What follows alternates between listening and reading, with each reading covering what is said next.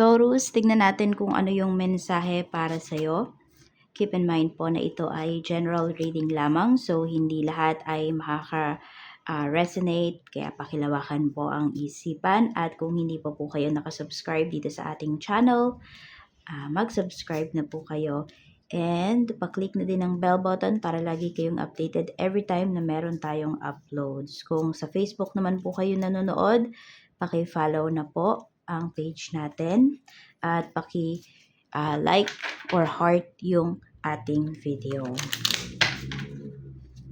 Kung nais nyo naman po mag-avail ng ating private readings, mag-direct lang po kayo dyan sa ating Facebook page.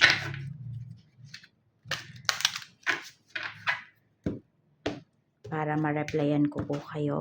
Private readings, rituals, and yung ating Cures products. Meron tayong EEA necklace at meron tayong Cures bracelet. Para saan nga ba yan? Madami pa ding nagtatanong. Para po yan sa pangontra sa kulam, sa barang, sa sumpa, sa mga nag-i-evil eye po sa inyo, sa mga naiinggit sa inyo, sa malakihang aksidente. Pwede rin po kayong mag-wish dyan sa ating products. Tuturo ko lang po sa inyo kung paano yan alagaan, paano yung tamang pag-wish once na nag-avail po kayo.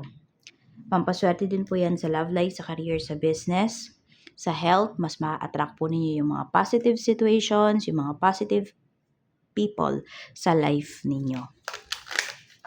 Pregnancy, okay din yan. So kung interesado po kayo, 100% yung inyong tiwala, mag-direct message na po. Tingnan natin ano yung malakas na energy para sa'yo today. Taurus, Sun, Moon, Rising, and Venus. Pwede mo pong panoorin yung other signs, yung Moon, Rising, or Venus sign mo. Huwag ka lang mag-focus sa iyong Sun sign. Kasi sometimes, di kayo nakaka-resonate or sobrang dalang nyong makaresonate sa inyong Sun sign. Pwede po sa Moon sign nyo kayo nakaka-resonate or sa Rising. Kaya panoorin nyo po. We have take action. Meron tayo ditong improving health. Meron tayo ditong not the right time. So, tignan natin kung anong aspect yan ng life mo. Anong part yan. Tignan natin. I'm open to receive any messages, please. Spirit guide for Taurus.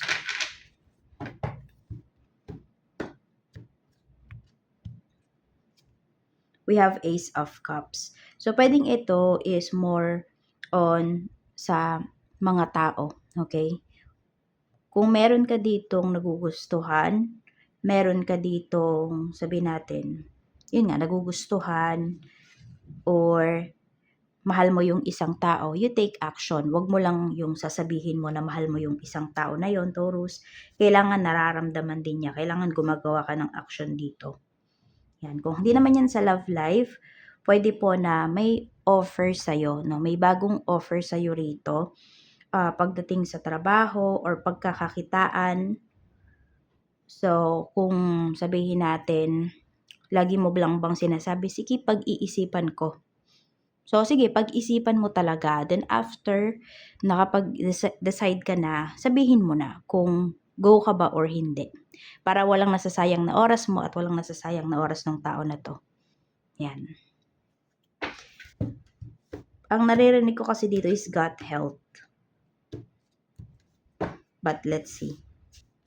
We have Two of Swords. Okay. Improving health.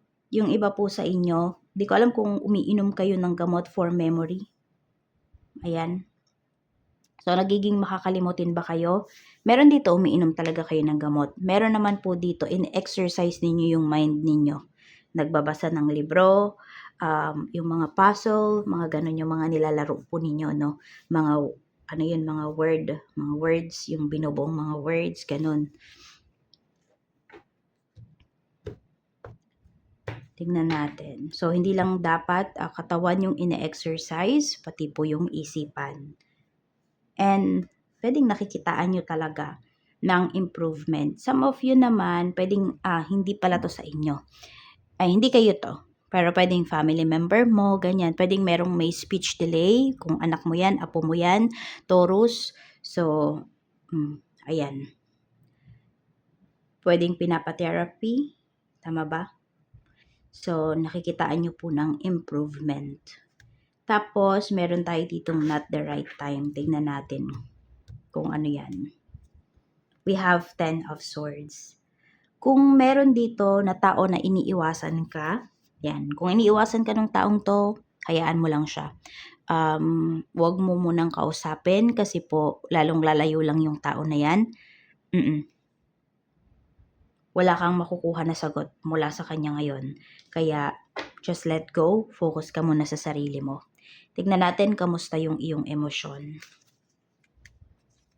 We have Knight of Wands. So, okay na okay naman yung emosyon mo rito.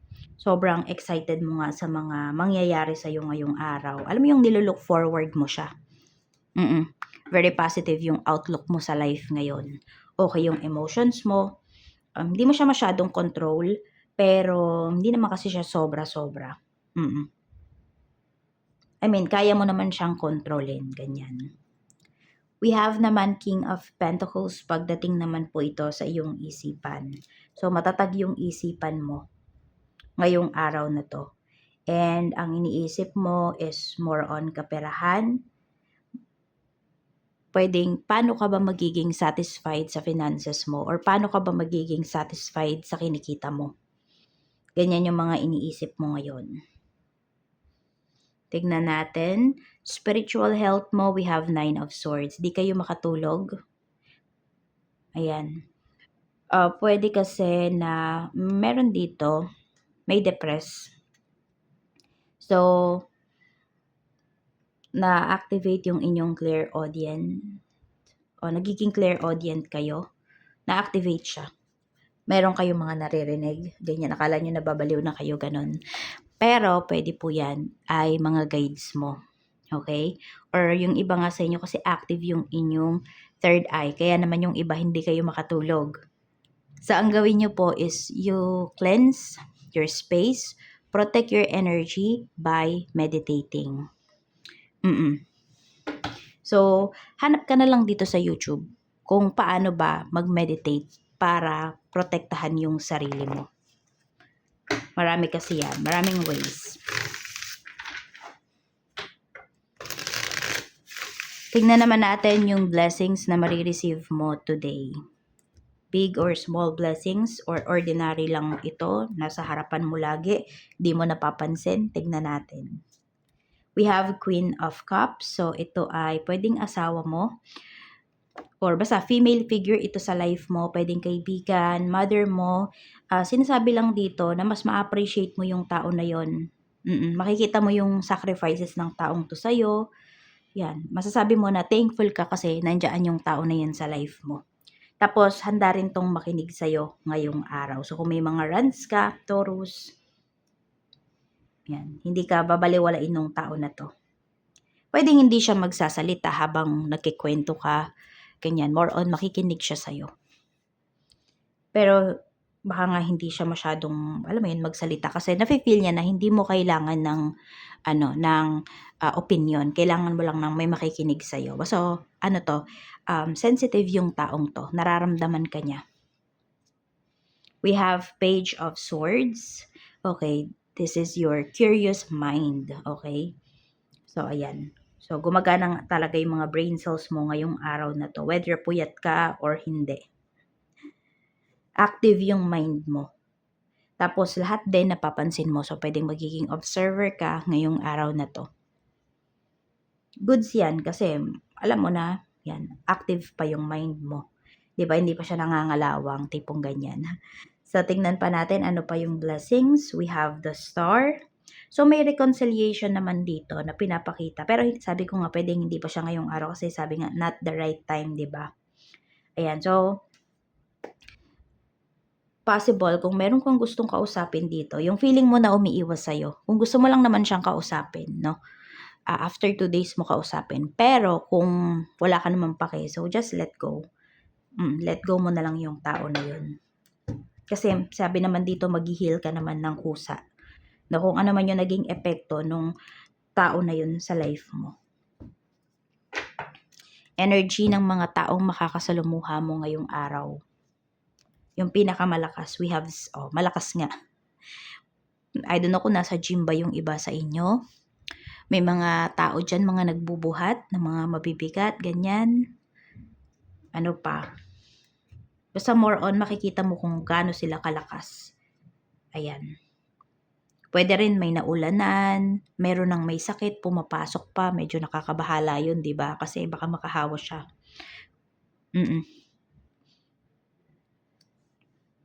So, ayan po yung mga energy ng mga taong makakasalumuha mo today.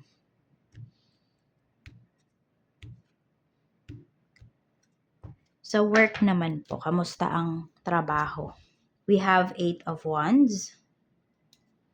Tignan natin. 8 of Cups. Nasa right path po kayo ha. Nasa right career kayo. We have 7 of Wands. Huwag mong papakawalan to. Ang nakikita ko kasi, Taurus, pwedeng may nag-o-offer sa'yo dito. Alam mo yung parang kino-convince ko, uy, dito ka na sa amin. Uy, maganda dito sa ganitong trabaho, sa ganitong lugar, ganyan. So, huwag kang magpapadala sa ganun. No? Basta kung alam mo naman na nasa maganda kang trabaho, yaan mo lang yan. Focus ka dito sa work mo. Check natin yung mga co-workers mo. Kamusta sila ngayong araw na to? 3 of Wands. Pero ayun, siguro sila yung nagko-convince sa'yo kasi madami kang co-workers dito na parang naghahanap na sila ng ibang mapupuntahan, ng ibang trabaho.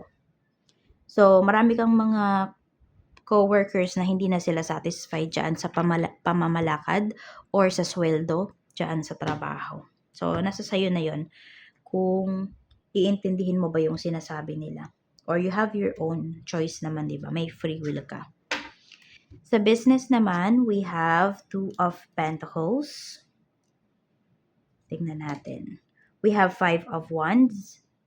So, pwedeng dyan sa lugar nyo, dalawa kayo na sabihin natin, same yung tinitinda, same yung business, kayo yung magkalaban or lagi kayong pinaglalaban. May ganyang energy. 6 of Cups. Mag-ingat ka lang, Taurus, kasi may pinapakita po dito, no, na pwedeng dati mong kaibigan, tapos ngayon kinakalaban ka na sa negosyo. Or pwedeng ka mag-anak mo to. Hindi kayo same na same ng products, pero pwedeng ginaya niya yung linya ng business mo. Clients, King of Cups. So, marami ka pong mababait na clients ngayon. Mauunawain. Meron lang din dito, may masasalit na parang emotional siya. So, baka mapasigaw, masungitan kayo kung meron ka mga staffs. So, tingnan natin yung staff mo naman. We have the Chariot. So, sa staff mo naman po, wala kang magiging problema. They are doing their job. Tapos, kabisado nila yung nasa puso nila, kabisado nila yung negosyo, yung takbo ng negosyo, paano mag-handle ng clients, yung tipong ganyan. So, wala kang magiging problema sa kanila ngayong araw na to. Maaagap yung mga staff mo. Sa kaperahan naman, kamusta? We have the Tower. Meron kayong biglaang gastos dito ngayong araw. Ayan, some of you sa bahay to. Meron din dito more on about hospital. So, di ba meron nga tayong improving health. So, pwedeng ito is pwedeng last check-up, ganyan. Or ngayon kayo pinapabalik for follow-up, check-up, ganyan. Or sa laboratory. Pwede po. Tingnan natin.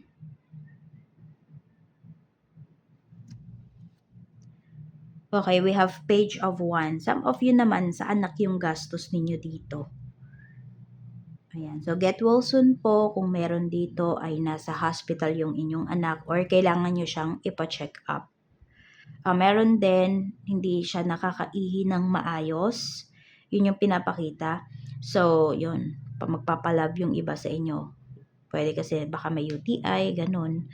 Or, hindi, pwedeng uso kasi ngayon yung dengue, so mag-iingat po kayo. Pinapakita pa din kasi dito, basta hindi nakakaihi ng maayos, huwag niyong hayaan na ma-dehydrate kung ito po ay anak ninyo. Kung kayo 'to, siyempre huwag niyo ding hahayaan yung sarili niyo na ma-dehydrate kayo. Sa love life, tignan natin. Kamusta ang love life? Energy. We have the Hanged Man. So, may nalulungkot. Hindi pa rin nakaka-move forward. So, pwedeng yung tao na umiiwas sa'yo, pwedeng siya yun. Tignan natin, ano yung unresolved issues dito sa connection nyo sa relationship. We have Queen of Swords. May nagpapayo dito sa person mo. Or, pwede kasi may kakonect dito, single mom. Or mas ahead sa person mo, yung ka-deal niya. Kahit hindi to babae, o kahit babae or lalaki to. Okay po. Energies naman can be reversed. And genderless reading natin to. Okay? So, ayun. 10 of Cups. Pero kung yung person mo may family siya before, ayun, yun yung parang unresolved issues dito sa relationship ninyo. Kasi pwedeng hindi pa siya totally nakaka-move forward doon. Kaya nalulungkot siya eh. Nalulungkot siya sa kaisipan na hanggang doon na lang ba talaga yung family nila, tipong ganun. So, hindi pa siya nakaka-move forward. For some of you naman, Taurus, pwedeng nalulungkot yung person mo kasi yung sabi natin, yung mga goals nyo, hindi siya nangyayari. Madaming blockages. Alam mo yung hindi makuhang maging sobrang saya nung family mo kasi parang laging may kulang, ganun. So, masabi natin na hindi kontento sa life. Lalo na, syempre, kung sabihin natin na, ayan, mahirap talaga yung buhay, ganyan. Parang paycheck to paycheck, ganyan yung nangyayari sa inyo. So, meron dito na gustong makatulong, gustong magtrabaho. So, pag-usapan nyo po yan. Alisin nyo yung pride. So, kung kailangan talaga dalawa kayong magtrabaho, gawin nyo po yun. Para naman yun sa ikauunlad ng inyong pamilya. Sabihin natin, kung hindi naman yung buong buhay ay parehas kayong magtatrabaho, pwedeng sabihin natin, o give your self or give your, kunwari your wife na 5 years. So, after 5 years, hihinto na. So, kailangan lang, 'di ba, na gagamit niyo ng maayos yung kikitain sa loob ng 5 years na yun. Or mapalago po ninyo. So, ayan, meron dito hindi satisfied sa life. Ano yung nafe-feel niya sa'yo ngayon? We have the Sun. So, ikaw naman din yung gusto niyang makasama. Okay, yun nga lang talaga is nahihirapan siya sa life. Nahihirapan siya sa life ninyo ngayon. Doon siya na-frustrate. Ayan, tingnan mo, puro pera. Pinag-aaralan niya kung paano talaga siya makakatulong sa'yo. We have the Hermit. Kaya kung napapansin mo na cold yung person mo, yan, cold yung asawa mo, nag-iisip-isip po yan kung paano nga ba, whether nandyan lang siya sa bahay or mag-a-apply siya, doesn't matter. Pero yun yung mga iniisip niya ngayon at yun yung mga gusto niyang gawin. Hindi yun selfishness eh. Hindi rin yun para kalabanin ka niya. Hindi. Yung makipag-competition na siya sa'yo. Walang ganun. More on, ano lang talaga, gusto niyang makatulong. So, tingnan natin kung ano pa yung mensahe. Mensahe pa po natin for Taurus, Sun, Moon, Rising, and Venus. We have Healer. So, okay. Pwedeng ma-heal nyo. Sabihin natin, kayo ng person mo, ma-heal nyo na talaga yung kahirapan. 'Di ba? Matapos nyo na yung kahirapan sa life ninyo. Hindi lang yan pagdating sa kaperahan, sa kahit anong aspect ng inyong relationship, ng inyong life ngayon. Sabi dito, you have the spiritual gift of healing and a desire to share it with others. Some of you, meron kayong alam pagdating sa mga herbal medicines. Pwedeng i-share mo yon. Or pwedeng may nakita ka na feeling mo makakatulong sa mga friends mo diyan sa Facebook, i-she-share mo, yung tipong gano'n ba. Mga simpleng hakbang, mga simpleng gawain pero puwedeng makatulong sa iba or malaki yung maitutulong sa iba. Marami din sa inyo dito Taurus, puwedeng nasa medical field kayo at meron kayong healing hands. So, meron dito puwedeng magaan yung kamay ninyo or alam mo yun, parang okey na okey talaga kayong magmasahe. So, baka merong magaling magmasahe dito. Mm. So, yan lang po yung mensahe para sa'yo. Maraming maraming salamat. Mag-iingat ka. More blessings to come.